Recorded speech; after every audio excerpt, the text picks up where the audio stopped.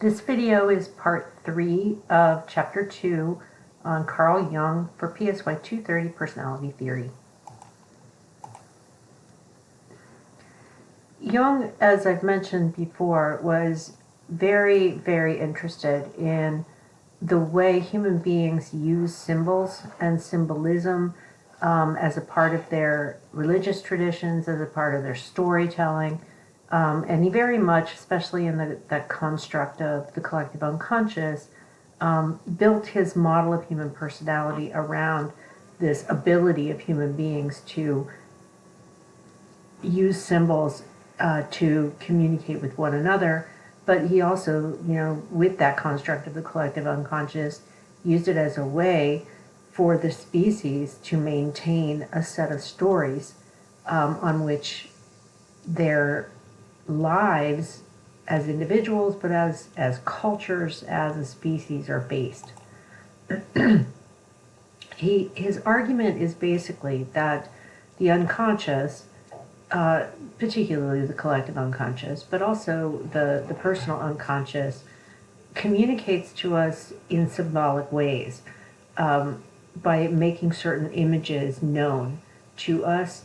But it has to do this in a non-direct way because we don't have access to the unconscious in a direct form, and it's not stored for us in linguistic form. It's in symbolic form, so it requires interpretation. His thinking of about the types of symbols. There are some symbols that he described as individual symbols. They come to us as individuals in various dreams and fantasies, and they come from our individual psyche. So these may be more experientially based. They may be more built around the context of our own personal experiences. So that doesn't mean there won't be symbols attached to them. So they are connected to maybe things that we're working through in our own experiences. They may be connected to events and so on, but they still have symbolic elements to them. So, symbolic qualities, if you're working through an issue about conflict within your relationship, for example, symbols may emerge as your psyche is working through those individual challenges that you're experiencing. The collective form of symbols are ones that are less influenced by your personal experiences or the peculiarities of your culture, which are more bound to specific experiences. The collective images, he felt, were more embedded in our collective species memory. He argued that across cultures you have these similarities that can't really be avoided, in his opinion, in religious images, in a variety of images in spiritual traditions that are very divergent.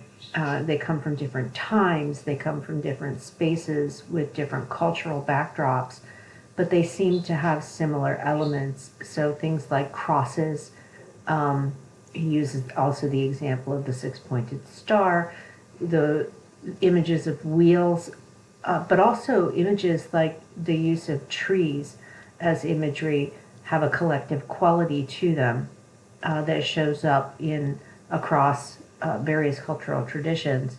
Now remember, in part 1 of my coverage of this chapter, how Jung and Freud really broke over precisely this kind of issue.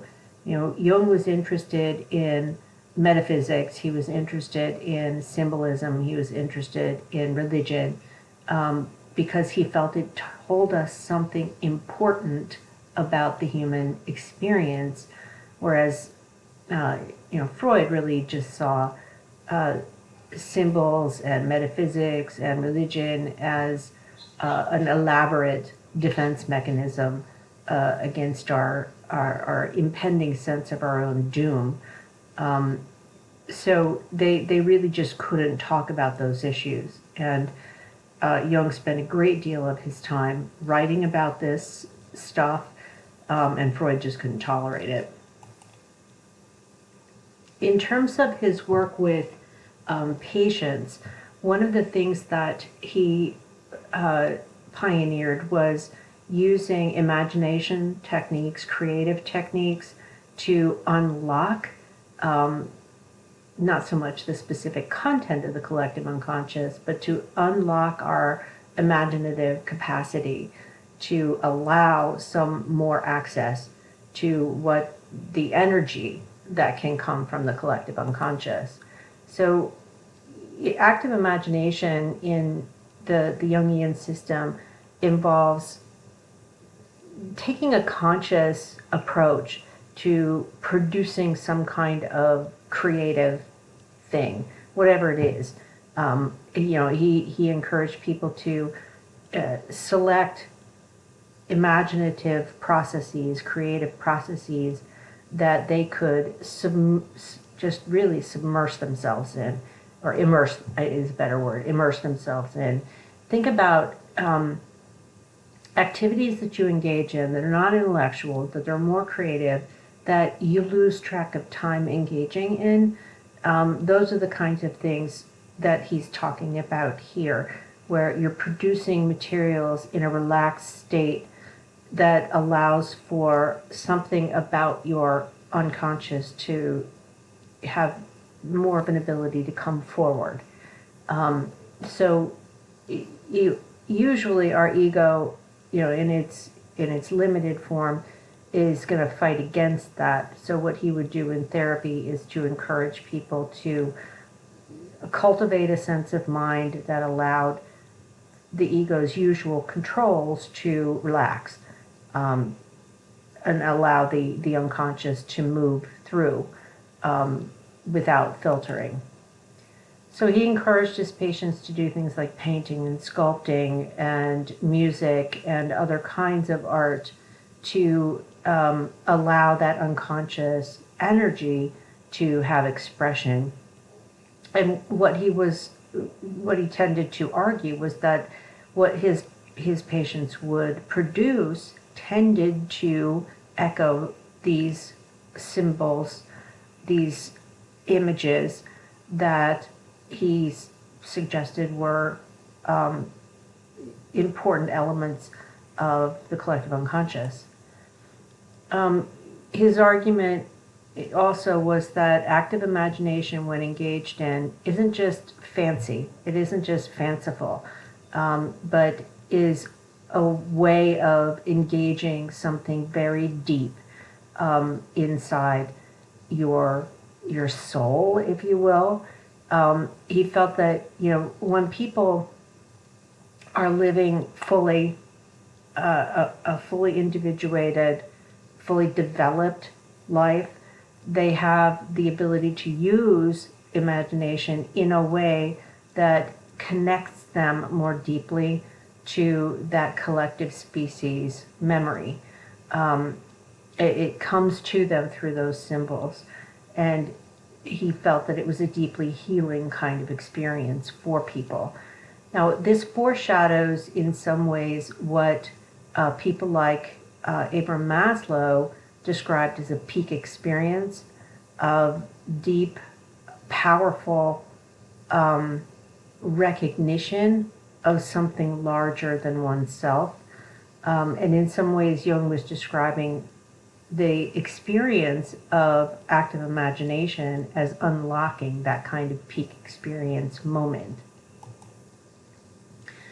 In dream work, and I've talked about this a little already in part 2, dream work for Jung, it takes a bit of a different form than dream work for Freud. For Freud, dream work was really about what can the dream content tell us about the particular defense mechanisms that are leading to neurotic patterns in people. For Jung, while that is a possibility, and some dream content is exactly that, it's playing itself out as a way of the person working through various issues in their everyday conflicts. But he also felt that dreams were an important avenue to pursue for getting access to what the collective unconscious is trying to tell us we need to pay attention to in our lives. One quote that your authors provide you, the general function of dreams, Jung wrote, is to try to restore our psychological balance. Remember how in my description of the collective unconscious, it's like this wheel where on opposite sides of the spokes you have polar opposite expressions. And the goal of the self-archetype is to bring those opposing elements into dynamic balance. So if we're living too strongly in one direction than another, we're living in an out of balance state, and that's going to then be reflected in our conscious behavior. At the unconscious level, in dreams, he argued, and Jung made Freud made somewhat of the same argument.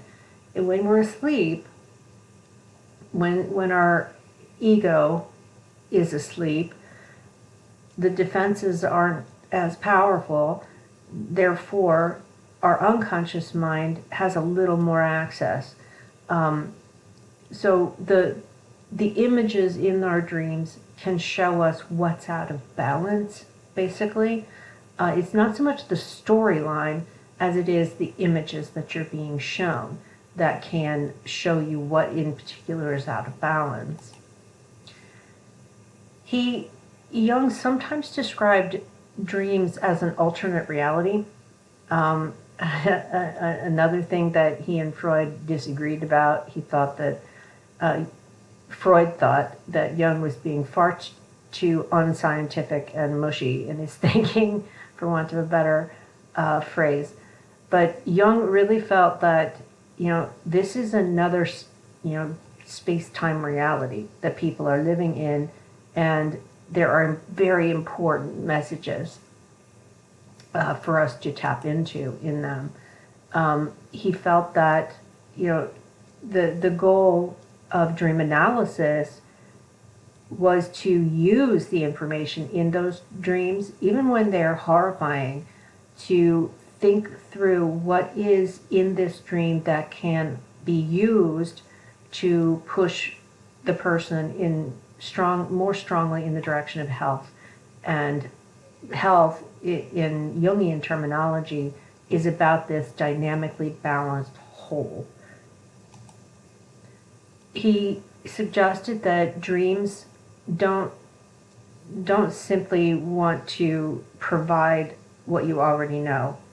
Some dreams are just a recapitulation of what's been going on in your everyday life, or a subtle modification. Some dreams are like that.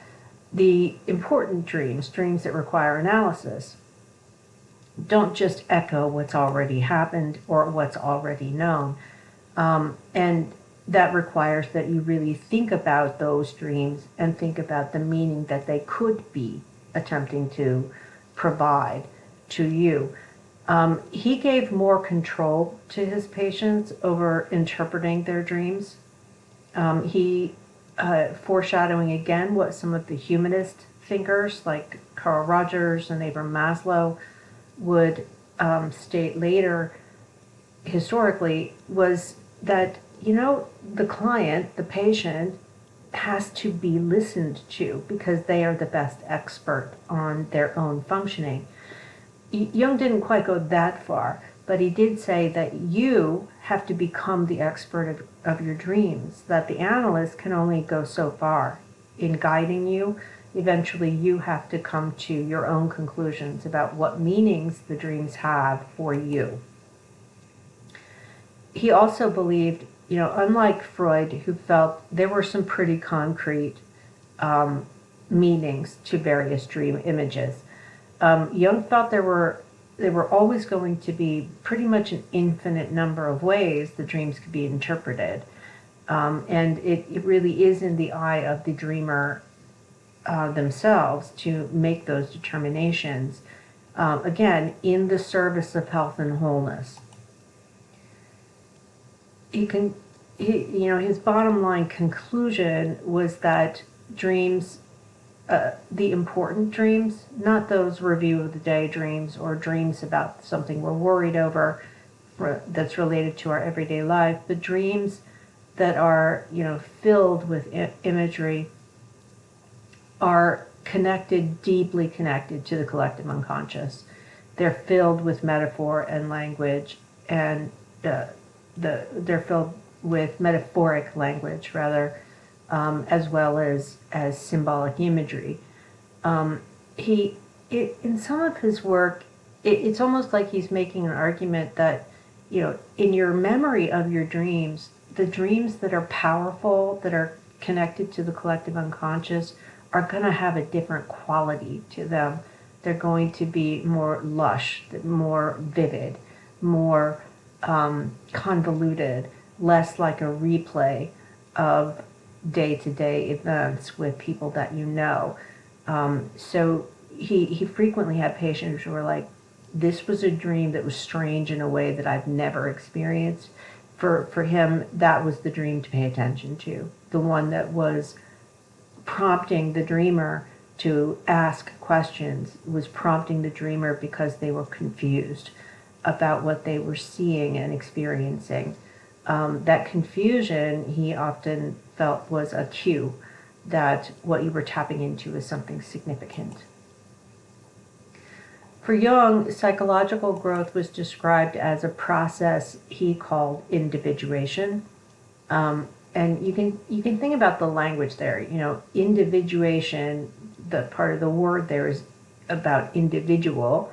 As people grow, he did, like many other theorists who are psychoanalytic in nature, he believed that, especially, that early part of life, you are growing apart from others and establishing a separate sense of self. Where he deviates from that sort of party line view is what happens in adulthood. So in childhood, across the process of early childhood development into adolescence, other than the de-emphasizing sexuality, he doesn't quibble a whole lot with what Freud presented in the developmental model. Now, de-emphasizing sexuality is a pretty significant deviation. I won't try to soften that. But Jung turned a lot of his attention in his description of psychological growth to what happens to us in adulthood when we're really seeking meaning and understanding. So individuation isn't just establishing yourself as a separate, independent individual. It also means creating that wholeness within the self by manifesting the self-archetype, essentially. He believed that our psyche had this innate drive to create that wholeness and balance, that dynamic balance, that phrase I've been using persistently throughout this chapter, because it is liberating. Now, again, some of his ideas are foreshadowing for us what we will see later in the humanistic theorists who argued that at our base, our nature is this drive to grow, to become more complex, to become more of what we are capable of becoming. For Jung, he moves away from kind of the psychoanalytic model that says we grow to independence and then we're good. He says we grow to independence and then the real work starts instead. And the shift is in the direction of this more humanistic idea that we have to dig deep, we have to explore our spiritual selves, we need to find ways of balancing our potentialities, and by doing so, we cultivate greater fullness of experience and greater freedom.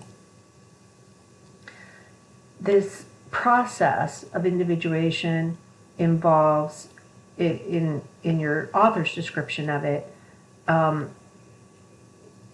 developing in the direction of a dynamic connection between the ego, so that straightforward ego piece, and the self-archetype.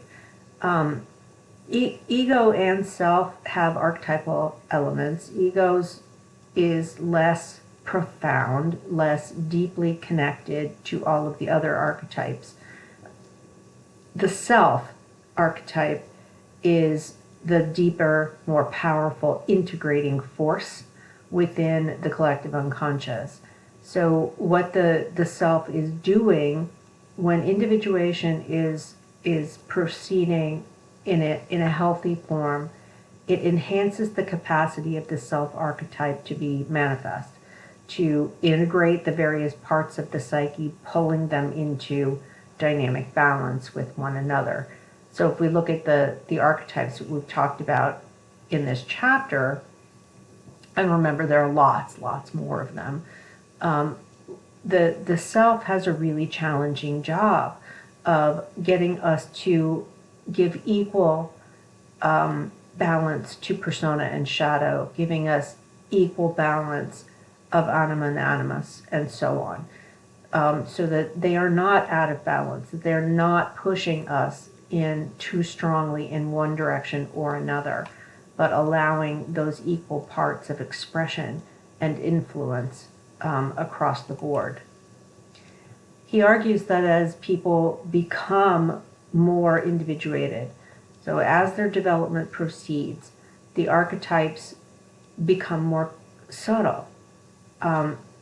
They also, in their expressions, because they're coming through this very balanced, integrated whole, they can be more complex, but simultaneously less jarring in their influences.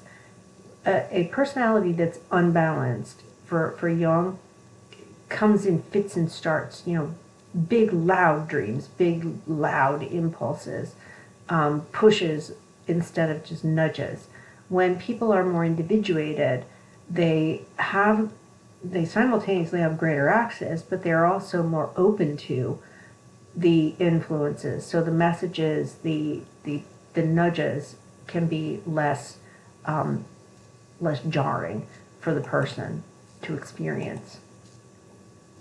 So individuation, as described by Jung, it involves weaving together that ego, which we have a more conscious experience of, really integrating that in the form of a connection to the self-archetype.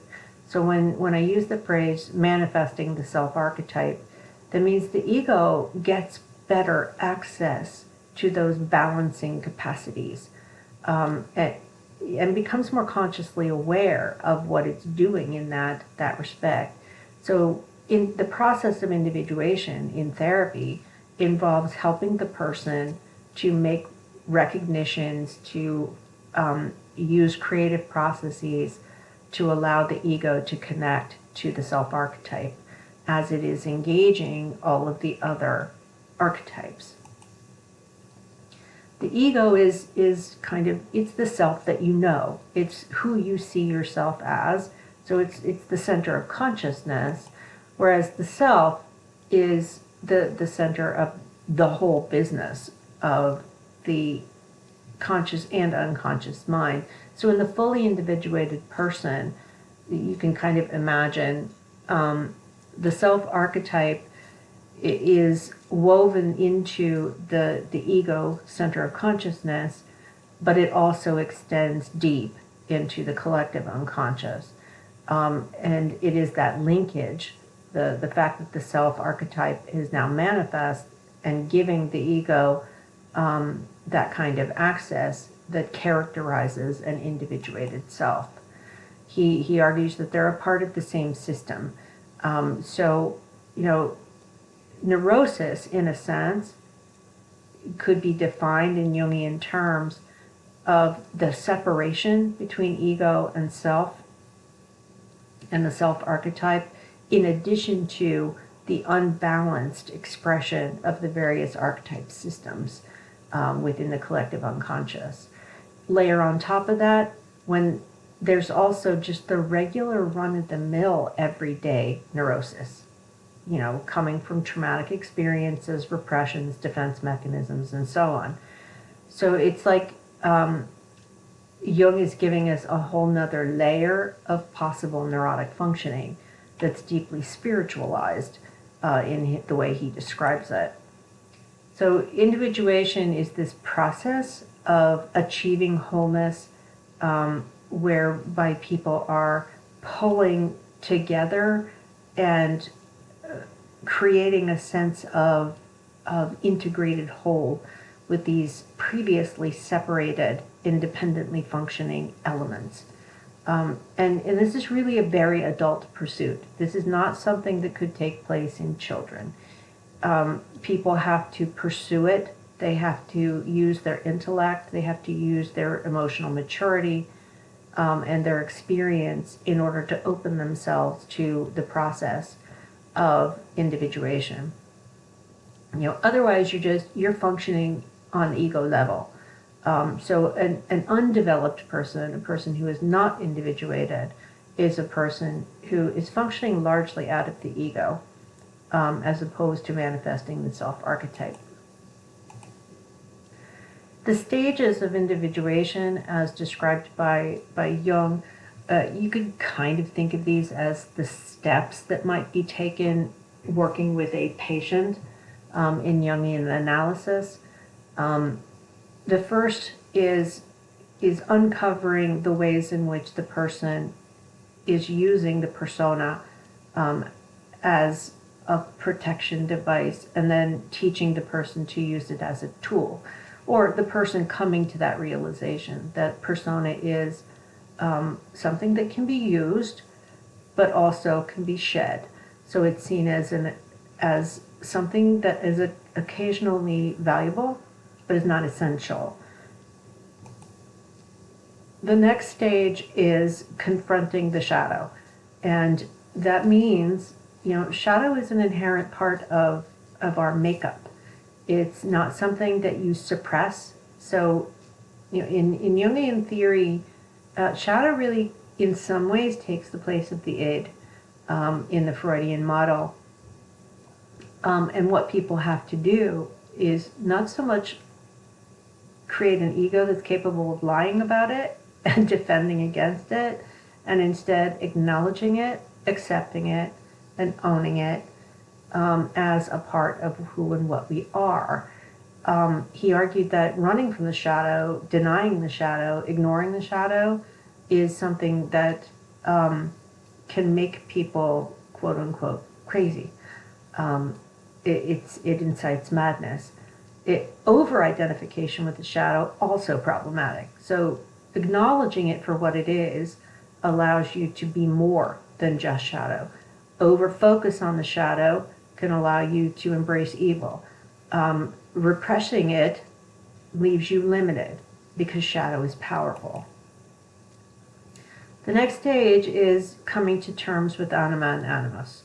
And, in some ways this is all about thinking about the limitations of gender identity and confronting powerful cultural messages about masculinity and femininity, which he felt were quite limiting, restrictive, and led people to a lot of just really vexing problems in their personal relationships. So he felt that was extraordinarily important for people to embrace. And then the fourth stage is manifesting the self-archetype. So ego, which, it really ego has to deal with the day-to-day, has to deal with what's going on in your conscious mind.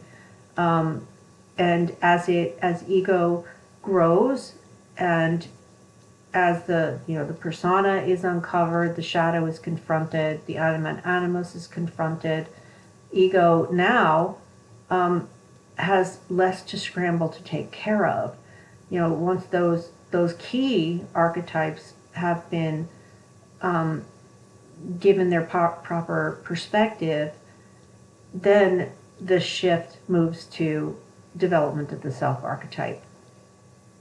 Once the self is opened, it basically replaces the ego in terms of the primary mover of energy, as well as the primary integrator of thoughts, of feelings, and connections to the collective unconscious. So it has this really powerfully integrative function for people. There are a lot of images out there on the internet of the individuation process. One of the versions that is very popular among Jungian writers is this idea of the hero's journey. And again, Jung was all about symbolic story and storytelling. So there's often this story that we see these all the time in stories that show up in popular culture. And from the beginning of time, we have these stories that have this same arc. We've got a whole bunch of problems that somebody has to face. So the road of trials, you have to find someone who mentors you.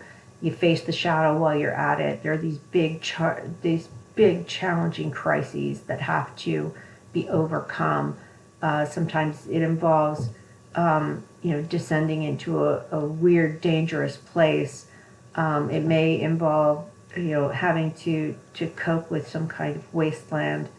All of these trials and tribulations that the person has to overcome, and then having to return from that and integrate what all those trials meant that you've gone through, trying to unify those experiences into some kind of truth.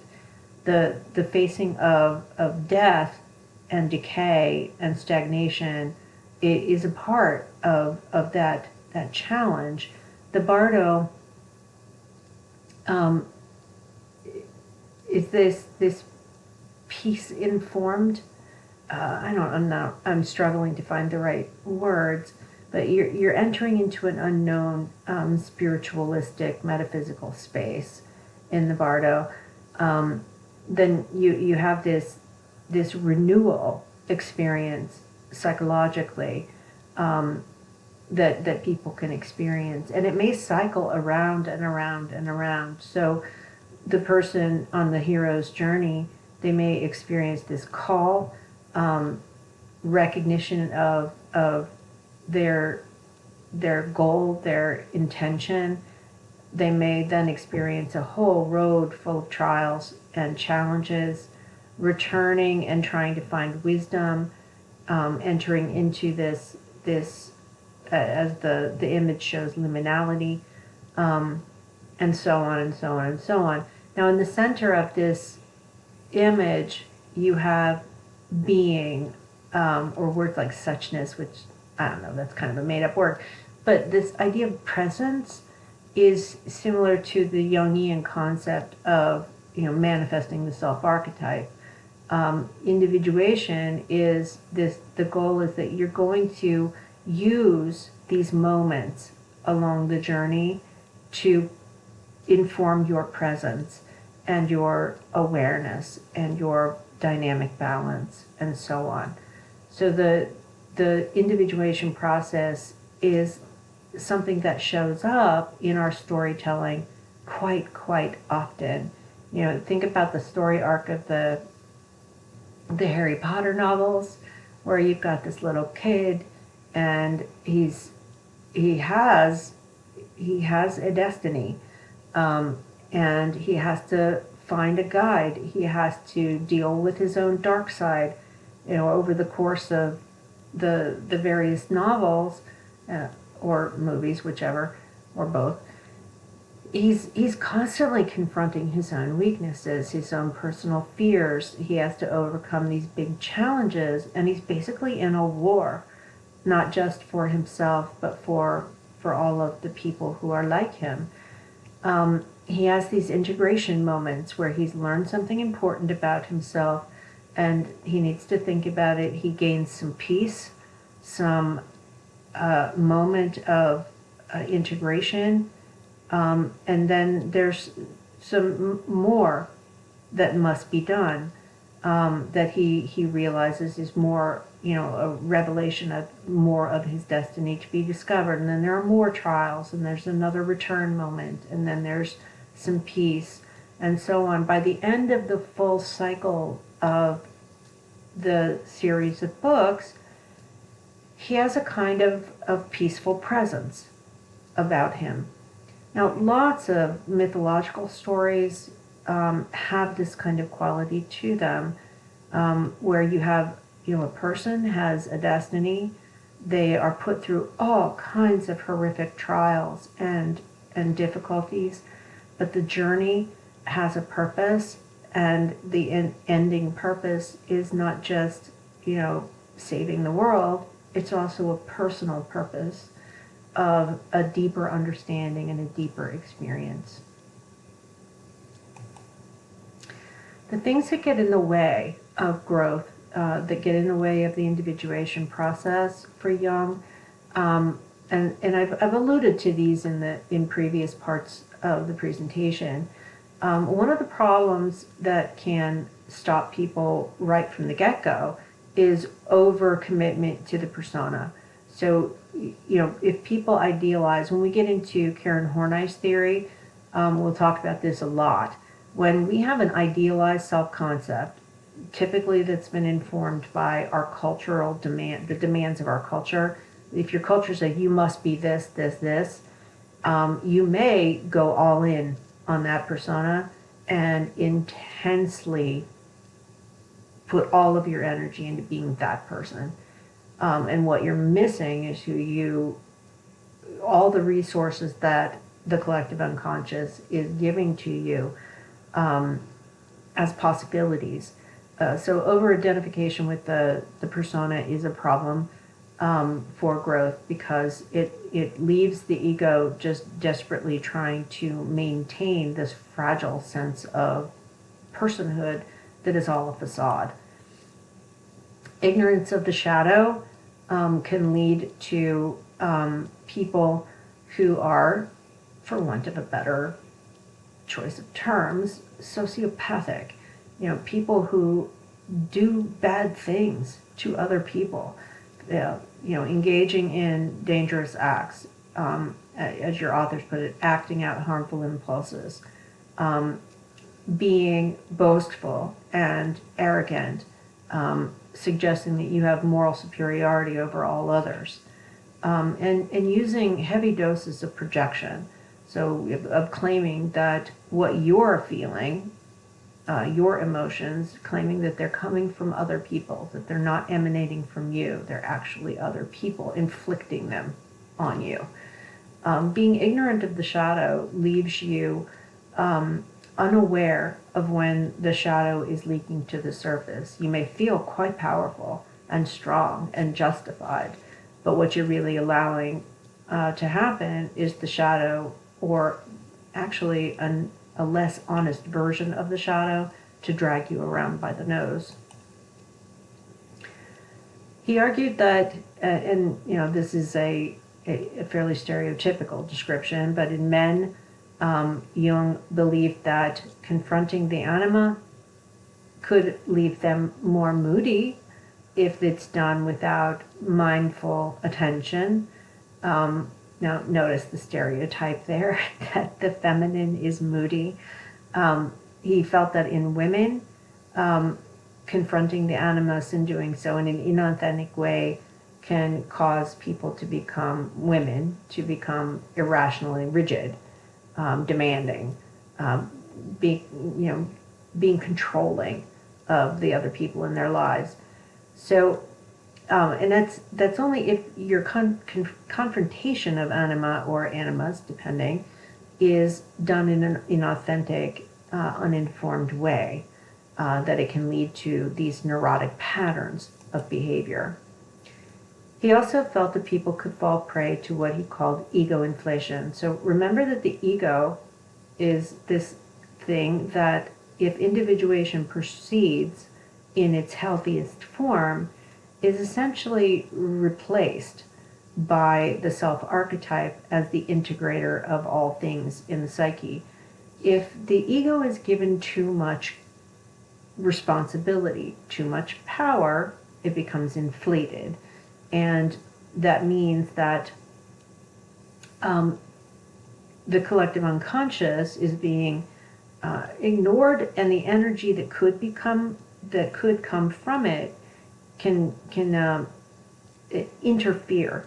So that energy from confronting issues coming up from the collective unconscious can be kind of channeled into just the ego, as opposed to the ego allowing for that energy to be connected to the growth and development of the self-archetype.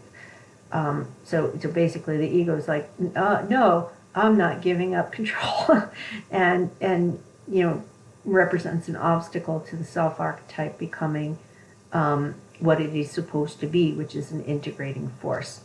The ego can inflate when all of those competing forces within the collective unconscious, the imbalance among them throws random energy all over the place that can blow up the ego's perceived importance in managing all of that random energy, when instead the ego should be saying, all of this imbalance will be managed if the self-archetype is allowed to emerge.